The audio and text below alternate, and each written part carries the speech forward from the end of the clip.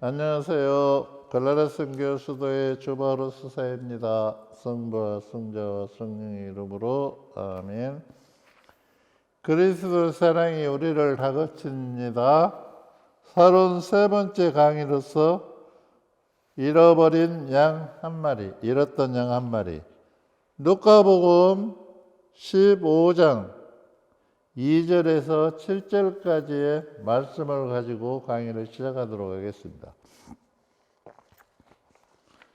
예수님께서 복음 내용이 그렇습니다. 양 100마리가 있는데 한 마리가 도망을 칩니다. 도망을 치니까 99마리를 양을 놓아두고 한 마리를 찾아 나섭니다. 그래서 예수님이 양을 한 마리 찾아가지고 어깨에 안고 둘러매고 오십니다. 그런데 세상 이치로 보면 99마리 양을 놔두고 한 마리를 찾으러 간다는 것은 있을 수도 없는 일입니다. 그런데 하느님 쪽에서 보면 99마리보다 잃어버린 양 한 마리가 더 가엾다는 것입니다. 그러니까 인간의 생각과 하느님의 생각이 어떻게 다른지를 양 한 마리 비유해서 우리에게 가르침을 주고 계시는 겁니다. 그런데 여기서 재미있는 일이 있습니다. 우리가 신앙생활 하면서 많은 사람들이 자기는 99마리의 양 안에 들어있다고 생각을 하는 거예요. 그리고 한 마리 양은 자기가 아니겠지 이렇게 생각하는 거예요. 어떤 면에서 옳게 생각하든 저렇게 생각하든 그게 맞을 수도 있어요. 왜 그러냐면 우리가 양치는 것을 보면 예수님 사진을 보면 양을 이렇게 예수님이 메고 있잖아요. 안고 있잖아요. 찾아서 안고 있는데 보통 어깨에 둘러매고 오시든지 안고 오든지 하신단 말이에요. 그런데 인간은 양을 찾았으면 그렇게 하지 않습니다. 또 도망갈까 봐 모가지를 묶어가지고 오든지 질질 끌고 오든지 둘 중에 하나죠. 근데 하느님의 방법은 인간의 방법하고 다르다는 거예요. 가슴에 안든지 어깨에 둘러매든지 하신다는 거예요. 그러니까 하느님의 자비가 너무 잘 나타나고 있는 거죠. 그런데 여기서 중요한 것은 예수님이 양을 이렇게 안고 있고 양들이 풀을 뜯고 있는 장면이 있습니다. 근데 이렇게 보면은 저 멀리서 풀 뜯는 양은 예수님 쳐다도 안 보고 예수님 발 밑에 있는 양 한두 마리가 예수님을 바라보고 있습니다. 그 사진을 보면은 저는 그런 생각을 해봅니다. 저 예수님 품에 안긴 양은 얼마나 행복한 양일까? 우리 인간이 생각할 때는 말 안 듣고 골치 아프고 머리 아픈 양이죠. 도망가고 그렇게 주인 속을 새기니까. 그런데 그 양이 어디에 안겨 있어요? 예수님 품 안에 안겨 있다는 것을 기억해야 한다는 거예요. 그러니까 결국에 그 양은 가장 안전한 곳에 정착되어 있는 거죠. 안전한 곳이 어디예요? 하느님 품이죠. 그러니까 우리가 신앙생활을 하는 것은 뭐예요? 목적이 다 하느님 품에 안기기 위해서 신앙생활을 하는 거예요. 그런데 한번 생각해 보십시오. 거기 지금 밑에서 풀 뜯어먹고 바라보는 양, 저 한쪽 구석에서 쳐다도 안 보고 있는 양, 그 양들이 안전할까요?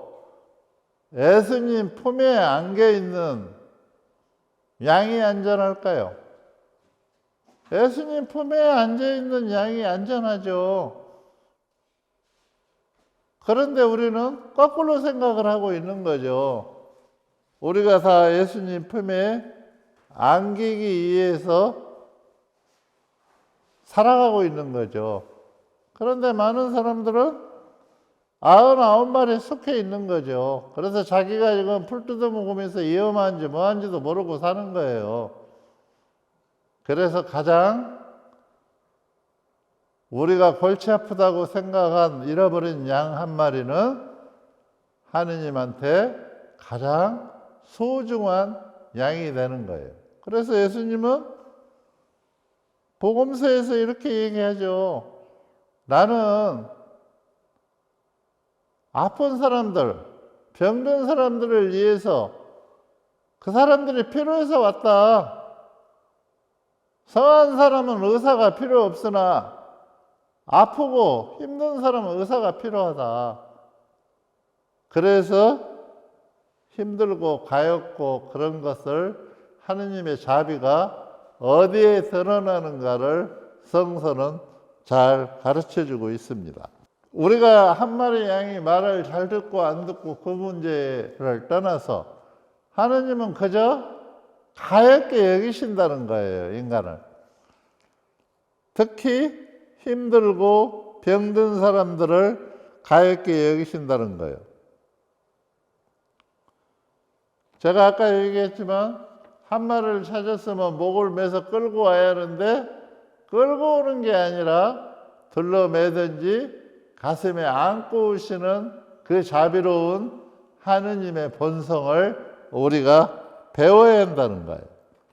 우리가 신앙생활 하면서 우리가 손가락질하고 힘들고 보기 싫은 사람들을 예수님처럼 양 한 마리를 가슴에 안듯이 그런 마음으로 받아들이고 안고 사느냐를 자기 신앙을 점검해 봐야 한다는 거예요.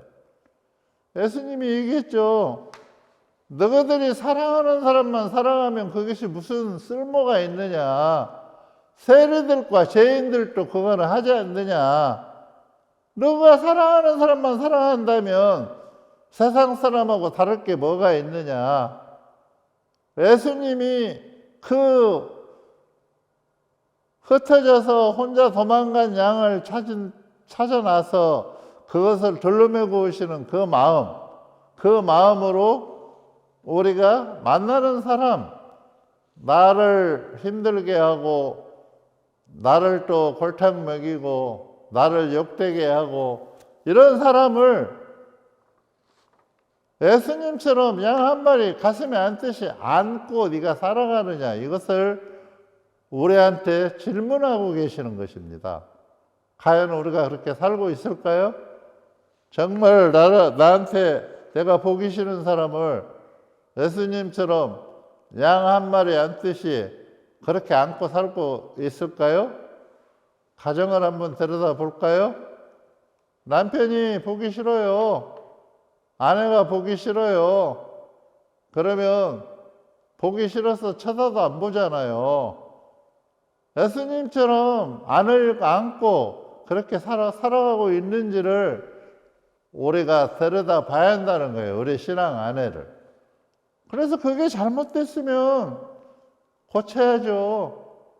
주님이 지난 시간에 얘기했죠. 주님이 따르는 길을 걷지 않으면 하느님이 준 본성이 무너져 버린다고. 하느님이 주신 선함이 없어진다고. 그래서 누구를 거짓말하고 미워하고 싫어하면 결국은 하느님의 준 본성이 무너져 버린다고. 그래서 결국은 어떻게 돼요? 일반 사람과 똑같이 사는 거예요. 무늬만 신앙인으로 살아가는 거죠. 그래서 우리가 신앙이 얼마나 중요하다는 것을 알 수가 있습니다. 우리가 양이 길을 잃었어요. 그러면 길을 잃으면 아주 위험한 양이에요. 늑대한테 잡혀먹을 수도 있고 이렇게 해요. 근데 예수님은 그 길 잃은 양을 찾아 나섰다는 거예요. 그러면 우리가 신앙생활 하면서 정말 길 잃고 헤매고 그렇게 하는 양을 내가 도와준 적이 있는가를 들여다 봐야 한다는 거예요. 그런 거 하나도 하지 않고 신앙생활을 다 했다고 큰 소리 친다면 그것은 교만입니다. 그래서 우리가 교만이 가톨릭에서 가장 큰 죄에 해당되잖아요. 그래서 우리는 항상 사랑이라는 선함을 실천해야 하는데 그 실천 대상이 내가 좋아하고 내가 마음에 들고 나를 따르는 사람을 사랑하는 것이 아닙니다. 그거는 언제든지 할 수 있는 거예요. 우리가 사랑하는 것은 반대편을 얘기하는 거예요. 그렇게 골치 아픈 양을 찾아 나서는 마음이 네게 있느냐 이 말이에요. 쉽게 말하면 가정에 아들 하나가 있는데 아들이 맨날 교도소 갔다 하고 말썽 부려요. 그러면 그 아들을 예수님 마음으로 찾아 나서는 그런 마음이 있느냐 하고 너는 신앙을 그렇게 하고 있느냐 그렇게 하고 묻는 거예요, 우리한테. 그러면 우리가 아이고 하느님 내가 아들한테 아무리 해봐도 안 되고 그거는 사람 새끼가 아니에요 이러고 끝날 거예요? 그러면 본인의 본성도 무너질 뿐만 아니라 아들도 영원히 구원받지 못한다는 거예요. 그런데 엄마가 예수님 마음으로 그 아들을 찾아 나서서 목에 줄을 매고 끌고 오는 것이 아니라 예수님처럼 가슴에 안고 온다면 사랑이 전달되지 않을까요? 결국은 우리가 그렇게 살지 않으면 우리는 모든 것을 잃게 될지도 모릅니다. 그래서 이 세상을 열심히 살았는데도 헛되고 헛되는 삶을 살아갈 수밖에 없다는 거죠. 우리가 잃어버린 양 한 마리에서 얻는 교훈은 하느님의 자비를 우리가 닮아야 한다는 겁니다. 그러면 자비로운 하느님의 자비를 닮는 것은 어떤 것일까요? 정 우리가 힘들고 나를 힘들게 하는 사람을 사랑할 수 있느냐가 관건인 것 같아요. 제가 살아보니까 가장 힘든 것이 뭐냐면 그런 거예요. 내가 상대하기 쉬운 사람은 사랑하기 너무 좋아요. 내 마음대로 하니까. 그러나 내 마음대로 안 되는 사람들, 그리고 나를 해코자 하려고 하는 사람들, 나를 적대시하는 사람들, 이 사람들을 내가 사랑하는 것은 결코 쉬운 문제가 아니라는 거예요. 결국에 그것은 하느님의 선함을 가지고 하느님의 본성으로 접근하지 않으면 그것이 받아들이기가 불가능하다는 거예요. 제가 중국에서 선교하면서 그 잃어버린 양들을 많이 찾았어요. 냉담하고 성당 안 나오고 이런 분들 찾아 나섰어요. 가면은 그분들이 뭐라고 해요? 먼저 아직 성당 때가 아닙니다. 저는 아직 성당 갈 준비가 안 됐습니다. 그러면 그렇게 얘기하면 안 돼요. 지금 나오세요. 이렇게 할까요, 제가? 아, 그러세요. 그러면은 시간을 될 수 있으면 땡기세요. 자매님, 형제님, 우리가 언제 하느님 나라에 갈 수 있을지는 아무도 모르잖아요. 갑작스레 그런 일이 닥친다면 우리는 구원받을 영원한 기회를 잊어버리는 거예요. 그러니까 형제님, 될 수 있으면 시간을 땡겨서 하느님 쪽으로 돌아오세요. 이렇게 하고 오면은 조금 있으면 그 사람이 성당을 나와요. 근데 억지로 끌고 나오면 안 나오잖아요. 그래서 우리가 무엇을 선교를 하든 사람을 우리가 사랑하고 우리가 도와주고 봉사를 하든 본성은 하느님의 마음을 실어서 내 마음을 최선을 다하는 거예요. 그래야 그 사랑이 전달되는 거예요. 사람은 있잖아요. 예민해서 이 사람이 진실로 자기를 대하는지 안 하는지를 다 알아요. 예수님이 안고 있는 양을 보십시오. 얼마나 편안하게 있습니까? 그러면 그 편안함이 어디에서 왔을까요? 주님의 진실한 마음이 양한테 전달됐기 때문에 와 있는 거예요. 우리가 많은 신자들과 사이에서 아무리 해봐도 안 된다? 그것은 자기 중심적으로 접근했을 때는 절대 효과를 볼 수가 없습니다. 언제나 우리가 상대에 접근할 때는 예수님의 마음으로 거기다가 내 마음의 진실을 실어서 담아서 대해야 할 때 그때 가능해지는 겁니다. 저는 잃어버린 아들 찾는 사람들을 많이 봤습니다. 양을 찾는 사람들을 봤는데 하느님께서는 어떻게 방법을 쓰시냐면 하느님이 쓰시는 방법은 우리가 상상도 못하는 그런 여러 가지 방법들이 있습니다.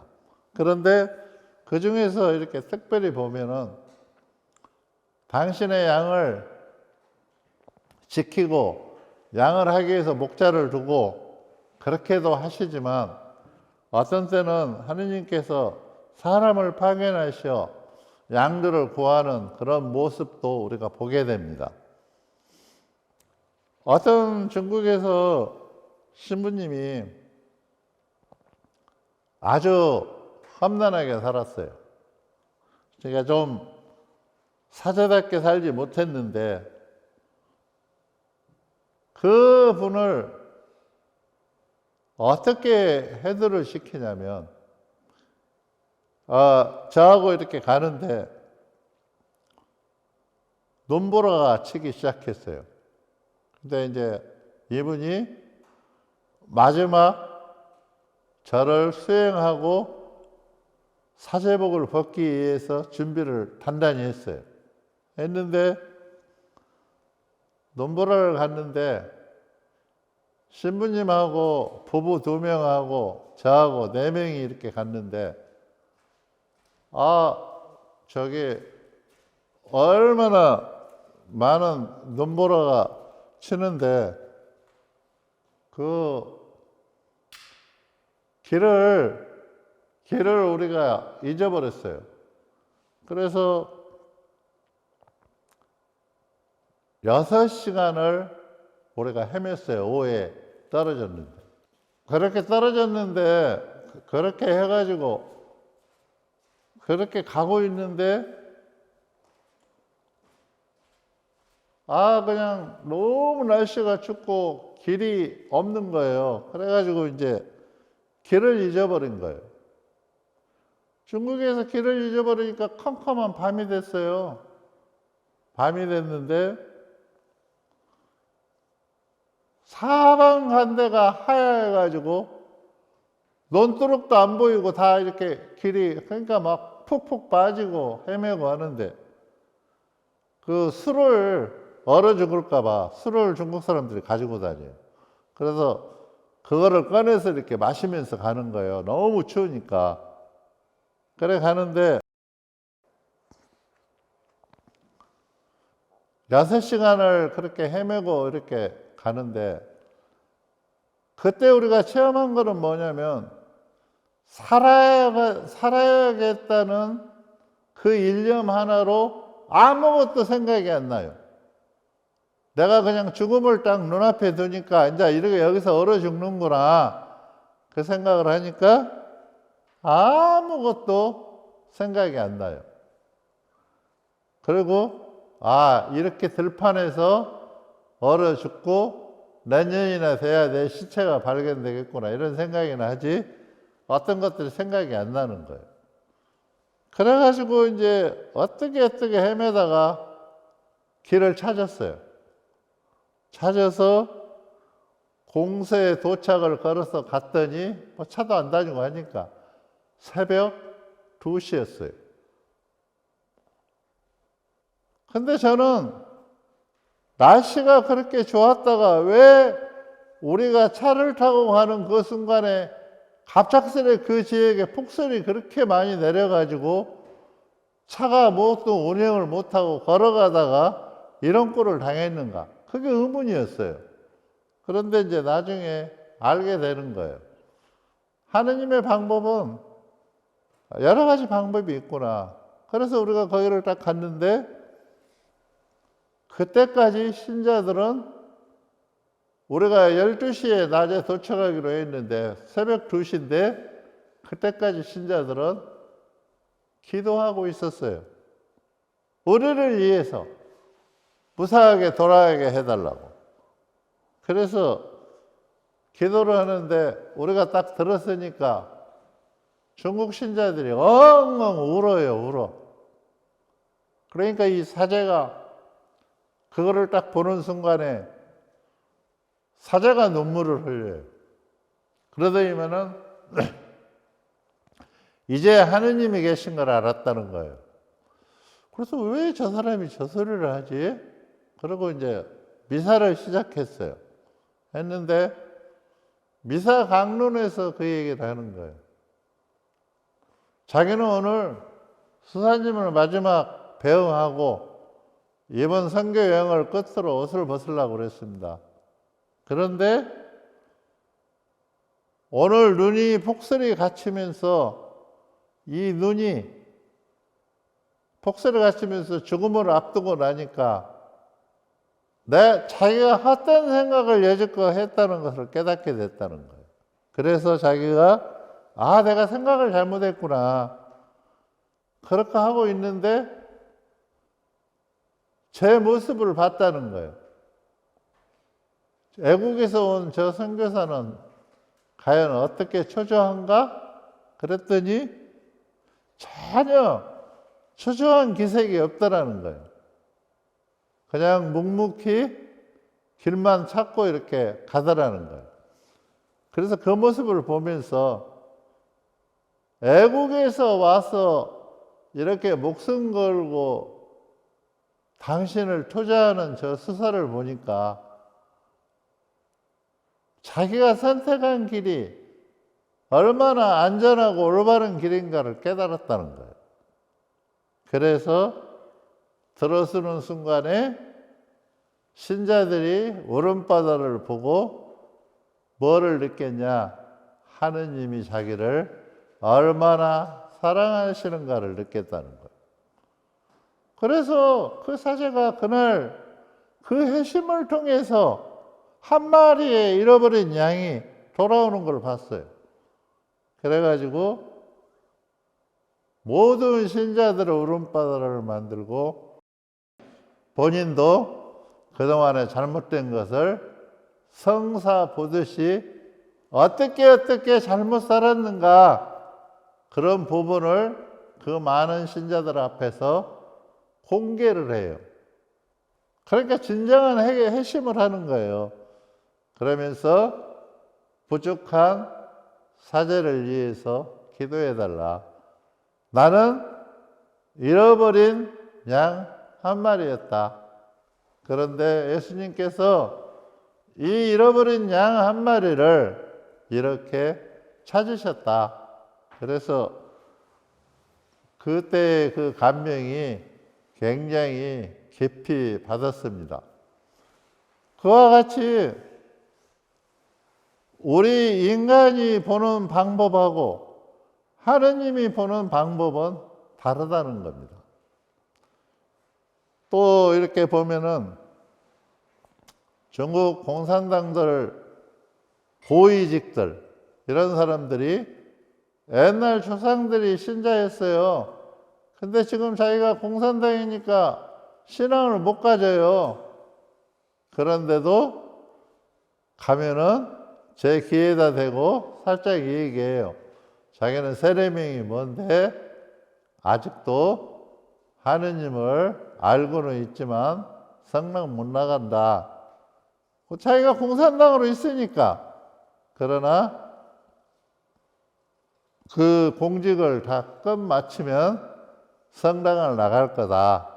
그렇게 잃어버린 양들이 주님의 부름을 듣고 이렇게 오는 그런 장면들을 많이 보게 됩니다. 그래서 중국에 가가지고 그 사제를 통해서 오늘도 우리가 현대를 살아가는 신앙 안에서도 예수님은 많은 양을 찾는 것이 아니고 그 양 중에서도 흩어져서 버려지고 홀로 어려움을 겪는 양을 찾아 나선다는 것입니다. 그러니까 그것을 우리가 배운다면 우리 역시 힘들고 아파하고 내 마음에 안 들고 전혀 나하고 다른 삶을 살아도 내가 그 양을 사랑하고 돌봐야 줘야 할 의무를 신앙인은 가지고 있는 것입니다. 내가 하느님 아버지를 아버지라고 부르는 한은 그렇게 해야 한다는 것입니다. 우리가 그렇게 많은 은총을 하느님 안에서 받으면서 하느님이 하라는 것은 실천을 안 한다면 우리가 무슨 하느님의 자녀이고 하느님의 제자이고 하느님의 백성이라고 할 수 있겠습니까? 우리가 언제나 신앙을 할 때는 나를 힘들게 하고 나 마음에 안 드는 사람을 얼마나 내가 더 사랑하느냐가 하느님 마음에 드느냐 안 드느냐 그 관건인 것 같습니다.